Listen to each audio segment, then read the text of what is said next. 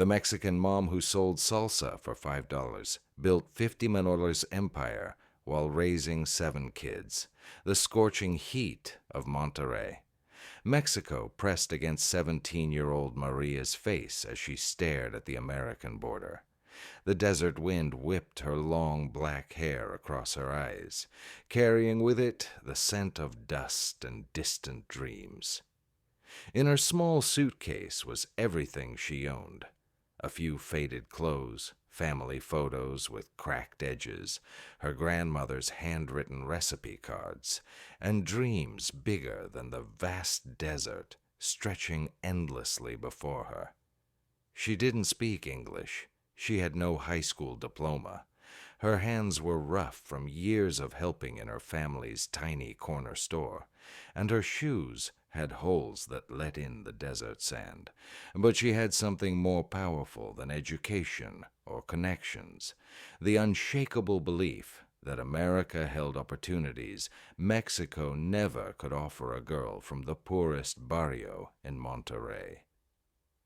"I'm going to make it," she whispered to herself in Spanish, clutching a worn photo of her grandmother, the woman who had taught her that love could be stirred into food, that flavors could tell stories, that even the humblest ingredients could create magic.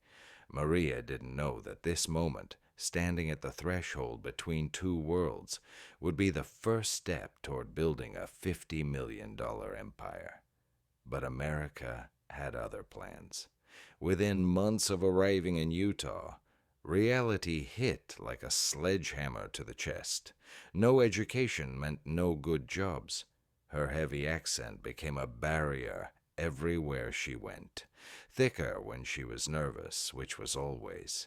Employers would look at her application, hear her speak, and their expressions would change instantly. The polite smiles would fade. The "we'll call you" promises never materialized. The word "no" became the soundtrack to her early American life, sung in different voices, but always carrying the same devastating melody. At the grocery store, she'd practice English words under her breath. "Thank you. Excuse me. I can do this job." But when she opened her mouth, the words came out twisted, marked by an accent that screamed different, foreign, not American enough. She watched other immigrants who spoke perfect English get hired while she stood in unemployment lines, wondering if coming to America had been the biggest mistake of her life. At 19, desperate for stability and love, she married young. Miguel was kind, but had his own struggles with the American dream. By 25, Maria was a mother of 7 children. Isabella, the dreamer who drew pictures of castles. Carlos, serious and protective of his younger siblings.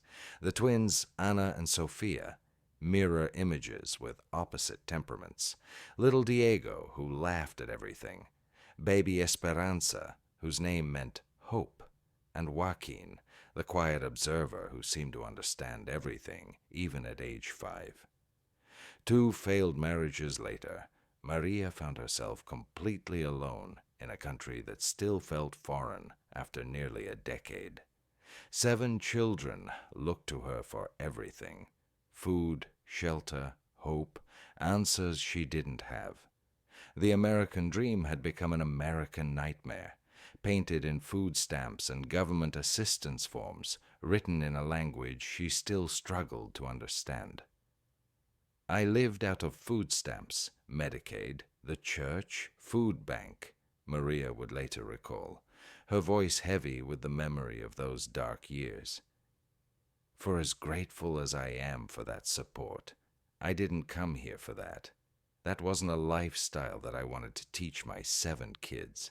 I wanted them to see that we could create our own opportunities, not just survive on charity."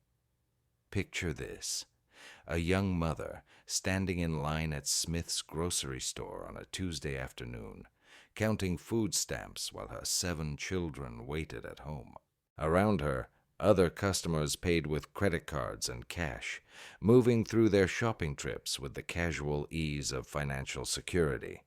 They filled their carts with name-brand cereals, fresh fruit, organic vegetables. Maria calculated every purchase, choosing generic brands, skipping items her children asked for, feeling the weight of other customers' stares. The worst part wasn't the poverty. It was the shame that ate at her soul like acid. Growing up in Mexico's machismo culture had already convinced her she was worth nothing as a woman. Her father had told her education was wasted on girls. Her first husband had reminded her daily that she was lucky anyone would marry someone so worthless. Now, America seemed to confirm every cruel word, every job rejection, every sideways glance at the grocery store. Every night she put her children to bed, wondering how she'd feed them tomorrow. It all reinforced the same devastating message. You don't belong here. You'll never be anything. You should have stayed in Mexico, where at least your poverty had company. The nights were the worst. After putting 7 children to bed in their cramped apartment, Maria would sit at her tiny kitchen table, paying bills with food stamp allocations and government assistance, wondering if this was all her life would ever be. She'd look at her hands, the same hands that had once helped her grandmother create magic in the kitchen, and wonder if they were destined only for cleaning other people's houses and changing other people's children's diapers. But destiny was preparing a surprise. Then she met Jim. Jim Martinez was different from any man Maria had ever encountered. He didn't see a welfare recipient or a high school dropout with too many children. He didn't look at her with the mixture of pity and judgment she'd grown accustomed to. Instead, he saw Maria, a woman with fire in her eyes, strength in her shoulders from carrying burdens that would break most people, and stories that could fill novels. Jim was a successful contractor who had built his business from nothing. He understood struggle, recognized the particular brand of exhaustion that comes from fighting for survival every day. But more importantly, he saw potential where everyone else saw problems. One evening, as they sat talking about life over coffee at her small kitchen table, the same table where she'd cried over unpaid bills countless times, Jim asked her a simple question that would change the trajectory of everything. What would you like to do? Not what you have to do, not what others expect you to do. What would you like to do with your life if anything were possible? Maria stared at him, speechless. The question hung in the air like incense, foreign and powerful. Nobody had ever asked me that, she would later say, her voice still filled with wonder years later.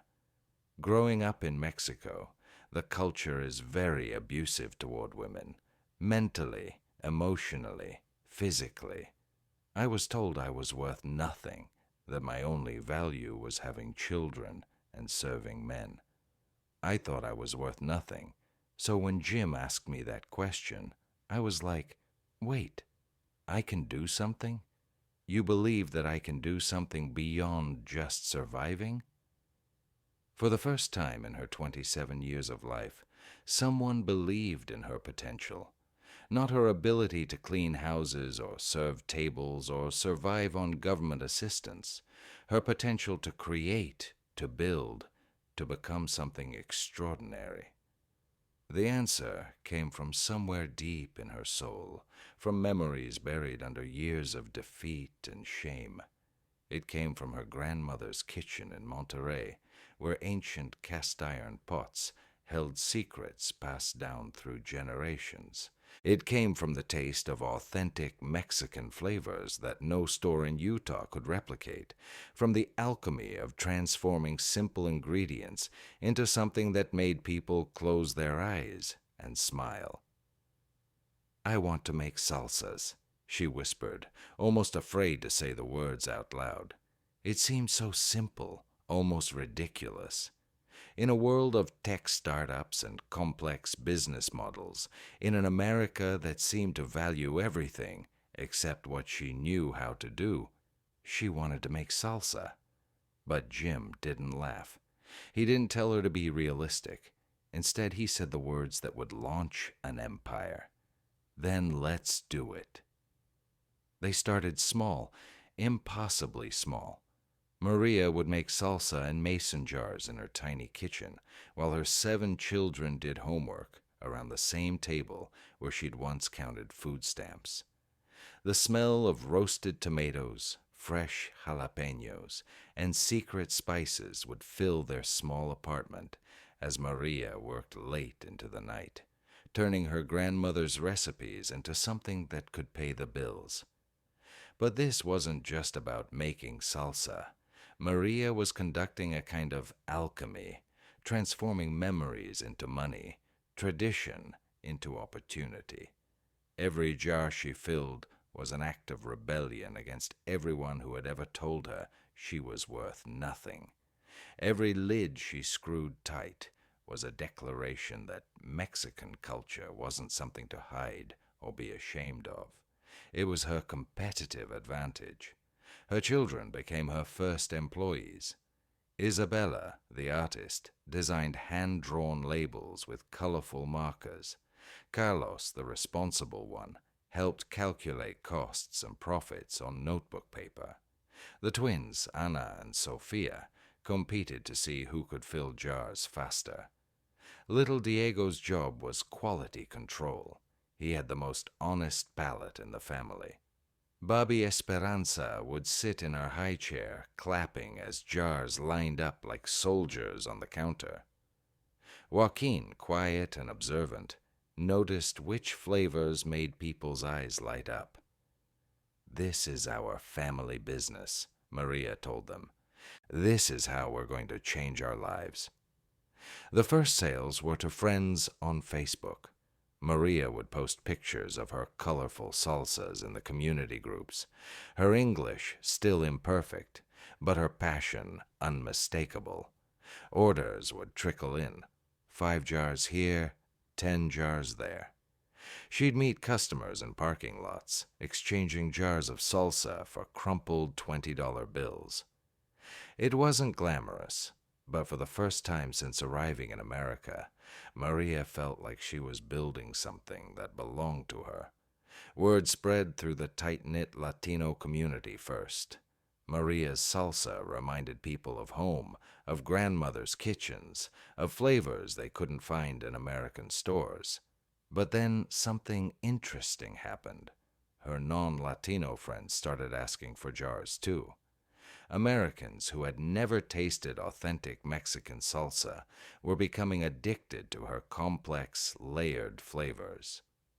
"This doesn't taste like anything from the store," they'd say, and Maria would smile, knowing she was sharing a piece of her soul with every jar.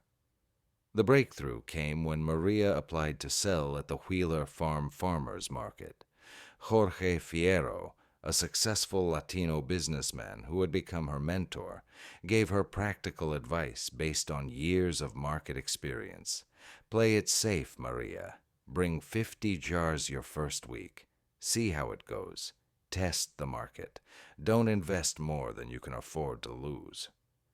Jorge understood business. He'd built his own successful company through careful planning and conservative growth. His advice was sound, rational, smart. But Maria had never played it safe in her life. Safe had meant staying in Mexico. Safe had meant accepting that her accent made her unemployable. Safe had meant remaining on government assistance forever. Every good thing in her life had come from taking risks that terrified her. Against all logic and Jorge's experienced advice, she spent her last $200 on ingredients and stayed up 3 nights straight, making 100 jars of salsa. Her children helped carry them to her beat-up Honda Civic, stacking them carefully in boxes while other vendors watched the Mexican family with curiosity. Saturday morning arrived crisp and clear, the Utah mountains standing like sentinels over the valley. Maria's hands shook as she set up her small table, arranging jars with the precision of someone who understood that this moment could change everything. Other vendors had professional displays, branded banners, years of experience. Maria had mason jars with hand-drawn labels and a dream. What happened next defied every expectation. The first customer, an elderly woman named Betty, picked up a jar of Maria's mango habanero salsa. "This looks interesting," she said. "What makes it special?" Maria's English was still heavily accented, but her passion was universal. She explained about her grandmother's recipes, about roasting peppers until their skins blistered, about the delicate balance between heat and sweetness. Betty bought 3 jars. Then Betty's friend Carol tried a sample and bought 5 jars. Carol's daughter Sarah called her friends. By 10 in the morning, there was a line at Maria's table. By noon, she was down to her last 20 jars. By 2 o'clock, she was completely sold out. "In 2 hours we were sold out," Maria recalls, her voice still filled with wonder at the memory. "I remember having those $500 in my hand, actual cash money that I had earned with my own work, my own recipes, my own strength. I looked at Jim, who had become my husband and my partner in everything, and I thought, I can make a living out of this. I had never had that much money in my hand that I had made myself. It was such a proud, humble moment. $500. To most people, it's a car payment or a grocery budget. But to Maria, holding those bills in her trembling hands while her 7 children cheered around her, it represented something revolutionary, proof that her dreams weren't foolish, proof that America did hold opportunities for people like her, proof that a Mexican immigrant with 7 children and no formal education could create value that people wanted to pay for. That day, Salsa Queen was no longer just a nickname Jim had given her. It was a prophecy becoming reality. But success, Maria would learn, is never a straight line. From her kitchen in Magna, Utah, Maria began scaling up production. What had started as a hobby became a serious operation. Every member of her family became part of the enterprise. Her children would come home from school and immediately start helping, washing jars, applying labels, packaging orders. Friends who stopped by for visits found themselves recruited into the assembly line. "We have to put food on the table. We have to pay bills, and we all need to help," Maria told her children. This wasn't child labor. This was a family fighting together for a better life. Her children learned lessons no classroom could teach: the value of hard work, the pride of building something from nothing, the importance of family unity in pursuit of shared dreams. The operation was pure hustle. Maria would wake up at 4 in the morning to start cooking massive batches of salsa, her grandmother's cast-iron pots bubbling with tomatoes, onions, and peppers. The house would fill with aromas that reminded her of childhood, of safety, of the woman who had believed in her when no one else did. She'd calculated that each jar cost her $1.50 to make. Ingredients, jars, labels, her labor, and she could sell it for $5. The math was simple, but the execution was backbreaking. Every weekend, the family would load their Honda with boxes of salsa and drive to farmers markets across Utah. South Jordan, Park City, Salt Lake City, Provo, wherever people gathered to buy local products, the Salsa Queen family would be there. Her children became expert salespeople, their enthusiasm infectious, their English better than hers, helping to bridge cultural gaps. But Maria was learning that success brings its own challenges. The first major setback came during her third month of operation. Maria had created a new product, a mango pineapple salsa that tasted incredible fresh. The tropical fruit added sweetness that balanced perfectly with jalapenos and red onions. A high-end market in Park City agreed to sell it, and Maria was ecstatic. Finally, she was breaking into the upscale market, where customers had more money to spend on artisanal foods. She invested $300, almost all her profits from the previous month, in ingredients for 500 jars of her new creation. The market placed them prominently in their refrigerated section. Maria felt like she was finally making it, but she hadn't accounted for shelf life. Fresh fruit, unlike cooked vegetables, spoiled quickly. Within a week, customers were complaining about fermented flavors. Jars had to be pulled from shelves. The market kicked her out and demanded she repay $600 for the spoiled inventory they couldn't sell. When you have to support 7 kids and you're just starting a business, $600 might as well be $6,000, Maria explains, her voice still tight with the memory of that devastating week. That night, she sat at her kitchen table surrounded by her children, looking at bills she couldn't pay, wondering if the dream was over before it really began. Isabella, her artistic daughter, put a hand on her mother's shoulder. "Mama, what would Abuela say?" Maria's grandmother, dead for 5 years, had faced her own share of failures and setbacks. She'd lost 3 businesses to fires and floods, buried 2 husbands, raised 8 children during Mexico's hardest economic years, but she'd never given up.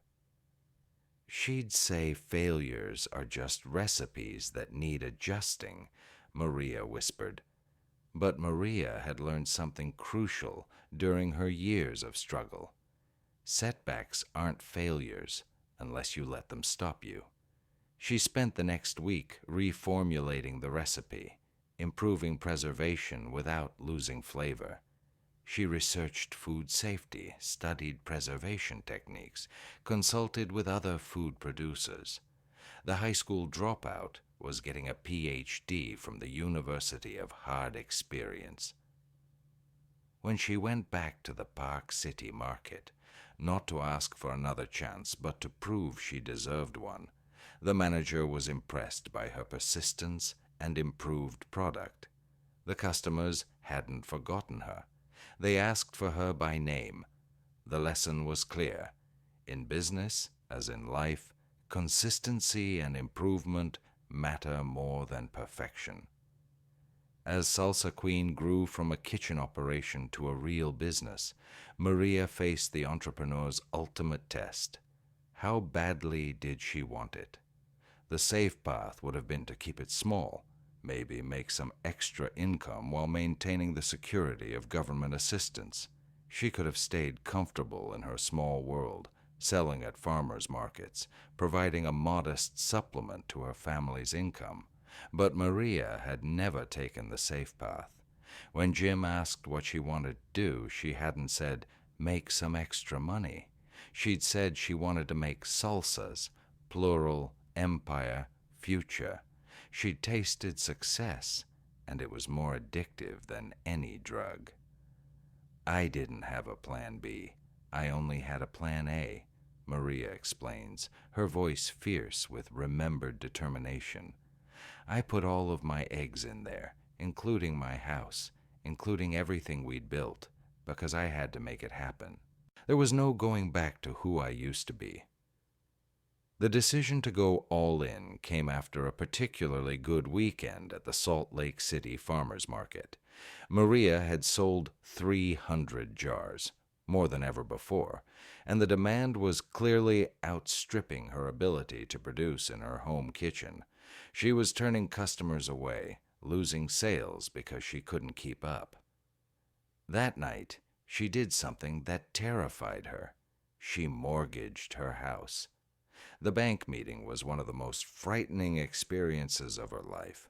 Sitting across from loan officers in their suits, trying to explain why a Mexican woman with no business degree and 7 children deserved a $50,000 loan, felt like standing trial for her dreams. Her accent seemed thicker under pressure. Her business plan, written on notebook paper, looked pathetic compared to their professional documents. But the numbers didn't lie. Maria had meticulously recorded every sale, every expense, every profit margin. She documented customer demand, growth projections, market expansion possibilities. The loan officer, a woman named Patricia, who had built her own career from humble beginnings, recognized something familiar in Maria's determination. "This is either very brave or very foolish," Patricia said, reviewing the paperwork, "but I've learned that sometimes they're the same thing." The loan was approved. With that money, Maria rented a small commercial production facility. It wasn't much, a converted garage with industrial sinks, commercial stoves, and enough space to produce thousands of jars per week. But to Maria, walking into that space for the first time, it felt like entering a cathedral. She hired her first employees, 3 immigrant women who, like her, needed a chance to prove themselves. Rosa had been cleaning houses for 15 years, her hands cracked from chemicals, her spirit nearly broken by invisibility. Carmen had worked in restaurant kitchens, her talents buried under minimum wage and no recognition. Dolores had been unemployed for months, her limited English making her unemployable, despite her intelligence and work ethic. "We're not just making salsa," Maria told them on their first day. "We're proving that immigrant women can build something beautiful, something valuable, something that changes how people see us." The risk was enormous. If Salsa Queen failed, Maria wouldn't just lose a business. She'd lose her home, her family's security, everything they'd built. But Maria understood something that many entrepreneurs never learn.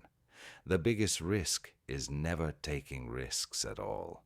Staying small, staying safe, staying invisible, that was the real danger to her soul. Years passed in a blur of 18-hour days, rejected pitches to grocery stores, small victories, and constant hustle. Maria learned English through business necessity, her vocabulary expanding from basic survival words to complex business terminology. She studied food safety regulations, supply chain management, marketing strategies. She attended small business seminars where she was often the only Latina, the only woman without a college degree, the only person who had started with food stamps instead of family money. But she belonged there. Her results proved it. The grocery store breakthrough came in year 3. Maria had been pitching Whole Foods for months, bringing samples to buying meetings, demonstrating her product's quality and uniqueness. The buyer, a stern man named Michael, had been polite but non-committal. Then one day, Michael's daughter visited his office during lunch. She tried Maria's chipotle peach salsa, and her eyes widened. "Dad, this is incredible. This is better than anything we sell." Michael looked at his daughter, then at Maria. "How many units can you produce per month?" "How many do you need?" Maria asked, her heart pounding. "Let's start with 10,000 jars." 10,000 jars. Maria had never produced more than 2,000 in a month, but she didn't hesitate. "We can do that." That night she called her family together around the same kitchen table where they'd once counted food stamps. "We're going to need help," she told her children. "This is bigger than we ever imagined." Isabella, now 18 and in college, took a semester off to help with marketing and design. Carlos, 17, managed logistics and delivery. The twins coordinated production schedules with the precision of military generals. Even little Diego, now 10, had a role. He was still the family's best taste tester, his palate unerring in its honesty. The Whole Foods launch was just the beginning. Smith's picked them up 6 months later. Kroger followed. Within 2 years, Salsa Queen products were sitting on shelves across the western United States, each jar carrying Maria's story of transformation from welfare recipient to business owner. But the numbers only tell part of the story. The real story is in the lives changed. Maria's 7 children watched their mother transform from a woman who apologized for existing to a confident business owner who commanded respect in boardrooms. They learned that being Mexican-American wasn't a limitation. It was a competitive advantage. They learned that education comes in many forms, and sometimes the most valuable lessons happen in kitchens and farmers' markets and bank loan meetings, not classrooms. Isabella became a graphic designer, her artistic talents refined by years of creating marketing materials for the family business. Carlos studied business administration, determined to help grow the company to national scale. The twins both became fluent in 3 languages: Spanish, English, and the universal language of entrepreneurship. Diego developed a sophisticated palate that led to his own interest in culinary arts. Baby Esperanza, no longer a baby, grew up believing that women could build empires, that dreams were just plans waiting for action. Her employees learned similar lessons. Rosa, who had cleaned houses for 15 years, became Maria's production manager, her attention to detail and work ethic finally receiving the recognition they deserved. Carmen's restaurant experience made her perfect for developing new recipes and maintaining quality control. Dolores discovered a talent for customer service and sales. Her warmth and authenticity connecting with buyers from major grocery chains. Maria created more than jobs. She created opportunities for other people to discover their own worth. The warehouse became a kind of unofficial community center where immigrant women shared stories, supported each other's dreams, and proved that success was possible even when you started with nothing. The business expanded beyond salsa. Customer demand led to hot sauces, marinades, spice blends, an entire line of products that brought authentic Mexican flavors to American kitchens. Today, Maria offers catering services, bringing her food to corporate events and private parties across Utah. She's become a speaker, sharing her story with other entrepreneurs at business conferences and university seminars. She's a mentor, asking other immigrant women the same question Jim once asked her: "What would you like to do?" Every year, Maria returns to the same farmer's market where she made her first $500. She doesn't need the sales anymore. Salsa Queen products are in hundreds of stores. But she goes back to remember, to stay connected to where it all began, and to meet other entrepreneurs just starting their journeys. America has plenty of opportunities for everyone, Maria says, standing behind the same table where she once trembled with nerves. But you can't seize them while sitting down. You have to take action. You have to risk everything. You have to work harder than you ever thought possible, and you have to refuse to let anyone tell you that your dreams are too big. But Maria's story isn't just about hard work or business acumen. It's about the power of being seen, of being asked what you want, of being given permission to dream. For too many people, especially immigrant women, the question, "What would you like to do?" never comes. Society, culture, economic circumstances, they all conspire to keep certain people invisible, their potential buried under assumptions about what they're capable of. Maria has made it her mission to ask that question. Through her business, she's created pathways for other women to discover their entrepreneurial potential. Through her story, she's proven that American dreams aren't reserved for people who arrive with advantages, who speak perfect English, who have college degrees or family connections. They're available to anyone willing to work 18-hour days, risk everything they have, and refuse to accept that their circumstances define their ceiling.